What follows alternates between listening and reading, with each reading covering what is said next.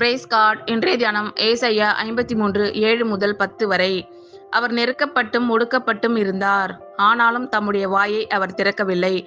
அடிக்கப்படும்படி கொண்டு போகப்படுகிற ஒரு ஆட்டுக்குட்டியைப் போலவும், தன்னை மயிர் கத்தரிக்கிறவனுக்கு முன்பாக சத்தமிடாதிருக்கிற ஆட்டைப் போலவும் அவர் தம்முடைய வாயை திறவாதிருந்தார். இடுக்கணிலும் நியாய தீர்ப்பிலும் இருந்து அவர் எடுக்கப்பட்டார். அவருடைய வம்சத்தை யாரால் சொல்லி முடியும்? ஜீவன் உள்ளோருடைய தேசத்திலிருந்து அறுப்புண்டு போனார். என் ஜனத்தின் மீறுதலின் நிமித்தம் அவர் வாதிக்கப்பட்டார்.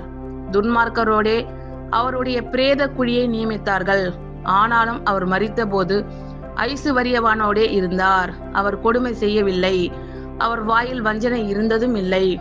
கர்த்தரோ அவரை நொறுக்க சித்தமாக்கி அவரை பாடுகளுக்கு உட்படுத்தினார். அவருடைய ஆத்மா தன்னை குற்ற நிவாரண பலியாக ஒப்பு கொடுக்கும்போது அவர் தமது சந்ததியை கண்டு நீடித்த நாளாய் இருப்பார். கர்த்தருக்கு சித்தமானது அவர் கையினால் வாய்க்கும். அவர் நெருக்கப்பட்டும் ஒடுக்கப்பட்டும் இருந்தார், ஆனாலும் தம்முடைய வாயை அவர் திறக்கவில்லை. அடிக்கப்படும்படி கொண்டு போகப்படுகிற ஒரு ஆட்டுக்குட்டியைப் போலவும், தன்னை மயிர் கத்தரிக்கிறவனுக்கு முன்பாக சத்தமிடாதிருக்கிற ஆட்டைப் போலவும் அவர் தம்முடைய வாயை திறவாதிருந்தார். இடுக்கணிலும் நியாய தீர்ப்பிலும் இருந்து அவர் எடுக்கப்பட்டார். அவருடைய வம்சத்தை யாரால் சொல்லி முடியும்? ஜீவன் உள்ளோருடைய தேசத்தில் இருந்து அறுப்புண்டு போனார். என் ஜனத்தின் மீறுதலின் நிமித்தம் அவர் வாதிக்கப்பட்டார். துன்மார்க்கரோடே அவருடைய பிரேத குழியை நியமித்தார்கள், ஆனாலும் அவர் மரித்தபோது ஐசுவரியவானோடே இருந்தார்.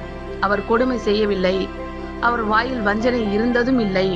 கர்த்தரோ அவரை நொறுக்க சித்தமாக்கி அவரை பாடுகளுக்கு உட்படுத்தினார். அவருடைய ஆத்மா தன்னை குற்ற நிவாரண பலியாக ஒப்பு கொடுக்கும் போது அவர் தமது சந்ததியை கண்டு நீடித்த நாளாய் இருப்பார். கர்த்தருக்கு சித்தமானது அவர் கையினால் வாய்க்கும். ஆமென். கர்த்தர் உங்கள் அனைவரையும் ஆசீர்வதிப்பாராக. God bless you all.